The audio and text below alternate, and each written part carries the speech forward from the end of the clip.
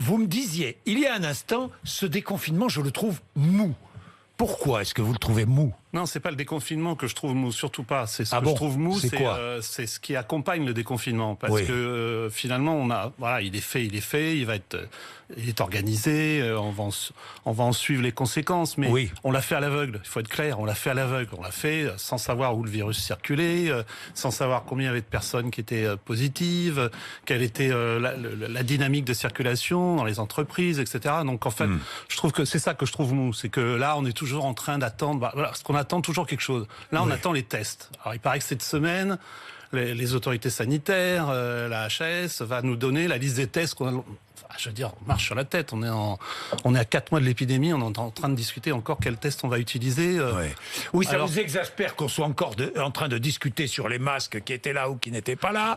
Ça, vous dites voilà. maintenant, il faut avancer. Il faut... Écoutez, alors sur les tests, c'est pas à peine de discuter. Depuis le 16 mars, l'OMS a clairement dit qu'il fallait tester, dépister. Le directeur général de l'OMS l'a dit. C'était le 16 mars, c'était pas en avril.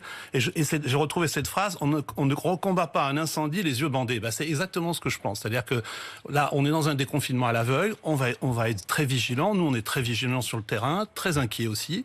Très inquiets pour deux raisons. Alors, si je peux me permettre, on est inquiets évidemment, comme tout le monde, de voir comment le déconfinement va s'impacter sur les nouveaux diagnostics, bien sûr sur la réanimation. Mais au cas ça, on est inquiet aussi sur l'arrivée des autres patients qui ont quitté le secteur de la santé, vous en parliez là sur l'antenne, qui ont quitté la médecine de ville, qui ont quitté les établissements sanitaires, qui ont quitté l'hôpital, les urgences, tout ça va revenir, va se croiser, si je puis dire, avec les patients Covid+. On ne sait pas, on n'a pas de visibilité. C'est pas la faute des scientifiques, on n'a pas de visibilité.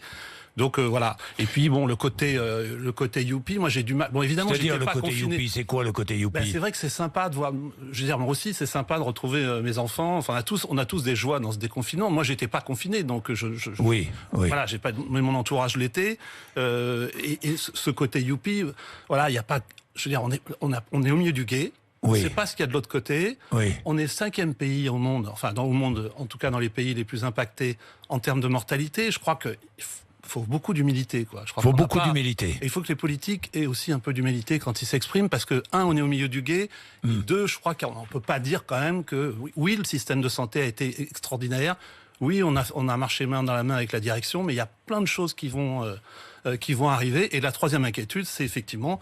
Alors j'ai vu que Libération a pris ce titre qui vient un peu des discussions à l'intérieur de l'hôpital, c'est le retour à la normale avec un L apostrophe, c'est-à-dire la peur du retour à la situation du système sanitaire d'avant. Oui, la normale qui était anormale. Voilà. Donc, c'est ce que